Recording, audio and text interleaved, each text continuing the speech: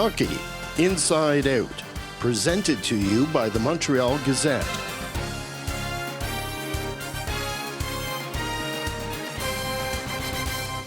Welcome to the HIO Show. Stu Cowan here, joined again by former Hab Chris Nyland from TSN Radio 690, columnist Jack Todd, and Andy Bennett from CBC Daybreak. Chris, the Habs aren't going to go 82-0. The game in Vancouver, how tough is it to play in Vancouver as a player with the time change and heading out there? Does that come into... I don't think it's such a big deal. They get out there early enough. They get rest. Just about being ready to play. And tough playing in Vancouver. Half the fans are Canadian fans. I mean, it's go have go chance. You should be out there, you know, playing your game. And they've had success there the past few years. They played well in Vancouver. They got off to a horrendous start last night, and it cost them. Mm-hmm. Well, they have... Last year, it took 98 points to make the playoffs. The Canadiens already have 18 points, meaning they would need 80 points in 72 games, which... You know, they're in a I think good that position. should be doable the way they go. To me, that's a good thing about the streak was, you know, you took a lot of the pressure off.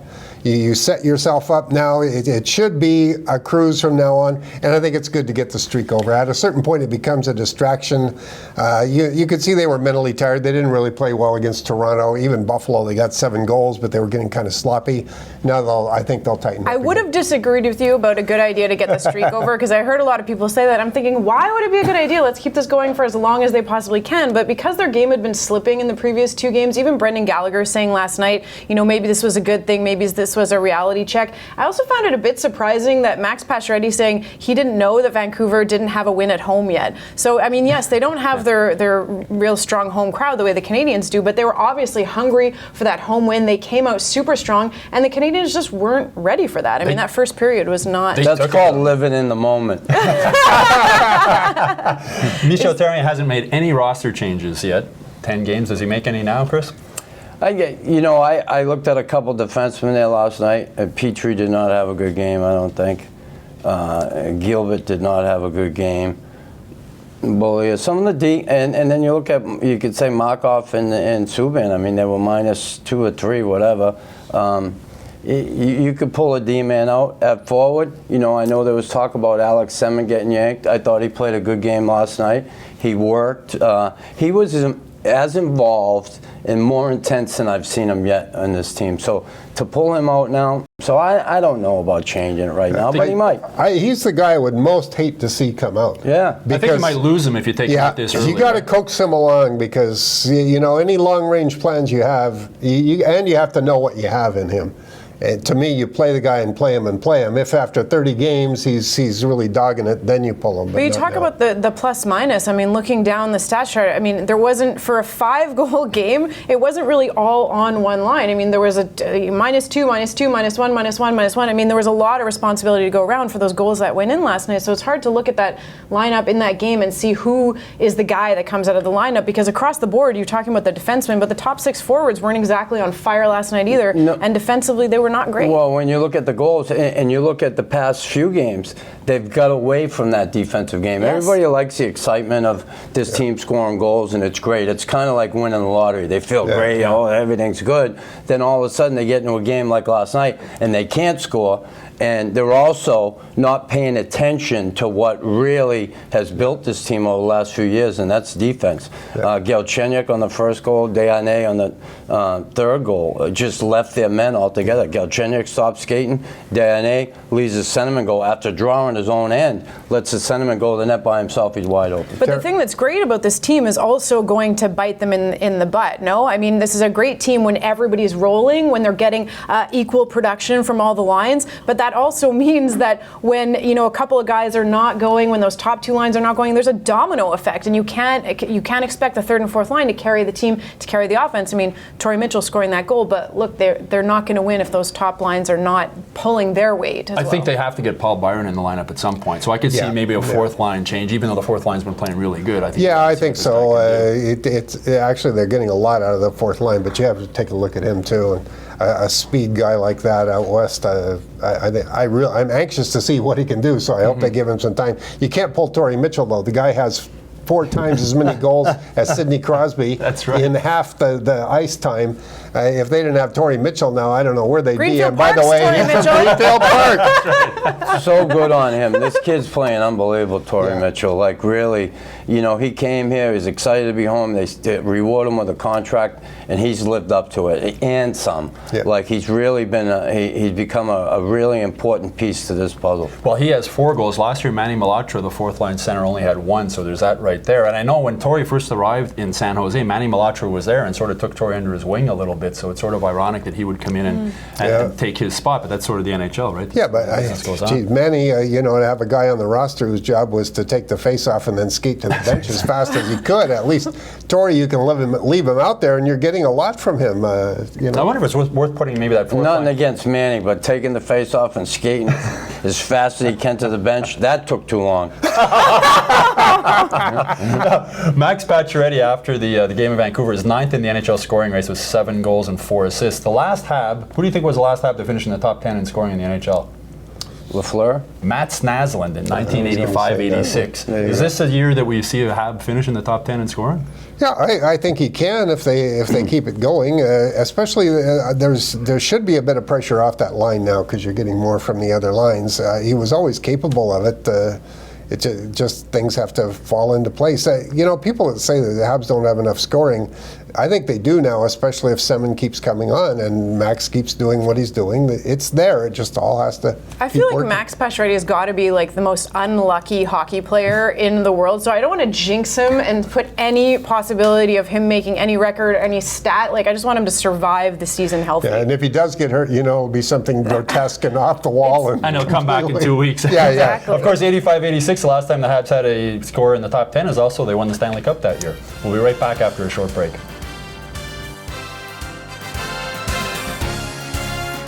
Welcome back to the HIO show. There's actually 4 Canadians right now averaging at least a point a game. You have Pacioretty, Markov, Plekanec, and Subban. And Gallagher has 9 points in 10 games.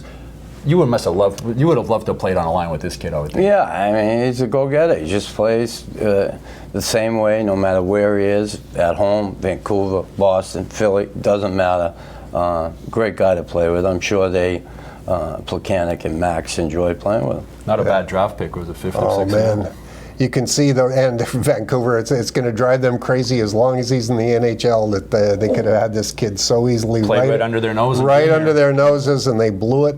Yeah, you can see those big defensemen. They must just be praying, please, God, take a shift off. Like, stop. I mean, isn't he the poster boy, though, for the argument against people that don't like the small hockey players? I mean, Brendan Gallagher, talk about a guy that doesn't play to his size. I mean, he is just, I love the fact that he's such a brat. And I always say to my friends, I'm like, every team has like a Gallagher breaking point in the game where you see like usually late in the second or the third period, he just is going to get thrown to the ice by somebody where he's gotten under their skin, and that's the Gallagher breaking point. Yeah. Jeff Petrie talked about that, having played against him when he was in Edmonton, and said he just drives you totally crazy. You have to remember, though, and the point well taken.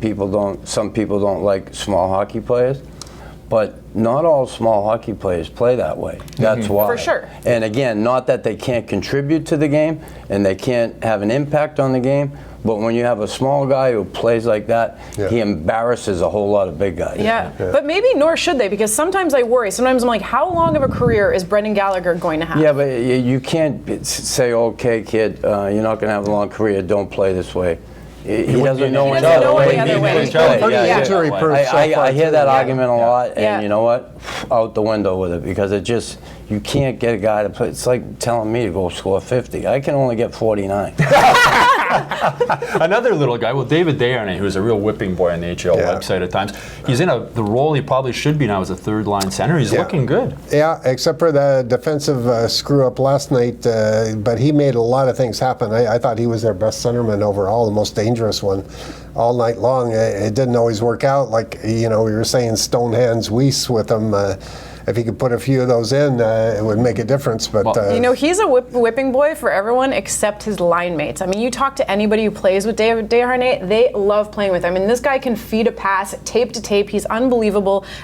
He does things that I think sometimes people don't notice on the ice, and he has vision. He has great vision. His passing ability is just great, and that's why guys love playing with him, because their numbers go up when you're playing with David Desharnais. And he's where he belongs. He's not the first line center. Yeah. And you know what? He's also insulated. Big wingers. Like Fleischman's a good sized kid.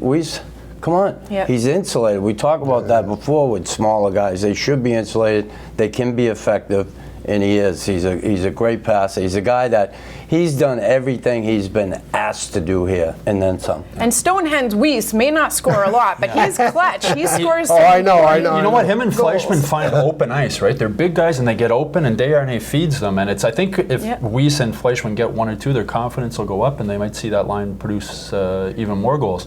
All right, we've seen Jack Eichel in Buffalo. We're going to see Connor McDavid now in Edmonton. Just your thoughts. Who's impressed you the most so far? Well, I think McDavid, obviously point-wise, has, but the excitement factor with Eichel at times in the game, the stuff he does, he's a little bit more singular. You know, when he gets the puck, he goes on his own. He can create something from nothing.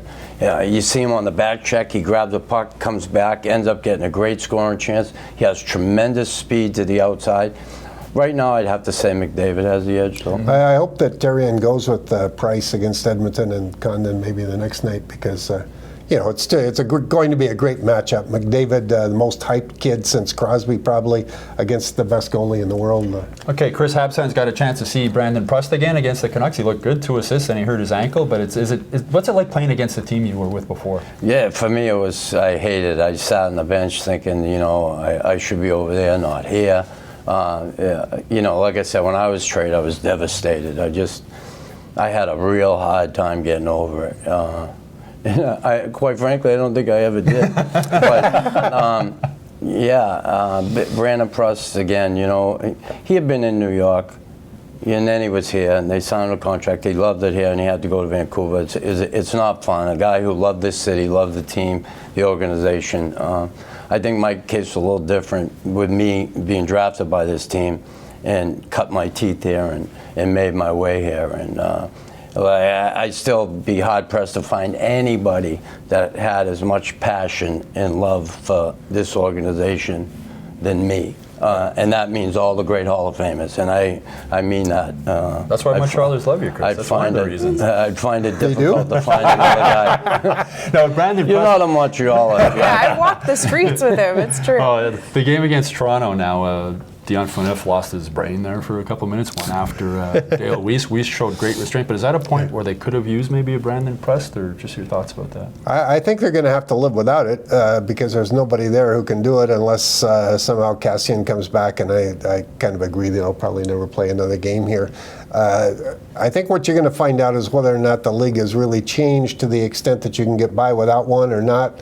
It's something that you might see him look for even at the trade deadline if it looks like they've got. I don't think you need a Cassian to come in after a guy's taking a cheap shot and maybe give him a hard body check and have a couple words. I don't think you need that. I think they need the team toughness that they've been talking about for so long. Yeah. Well, the streak is over. They won't finish 82-0, but 81-1. 81. No problem. We'll see y'all next week.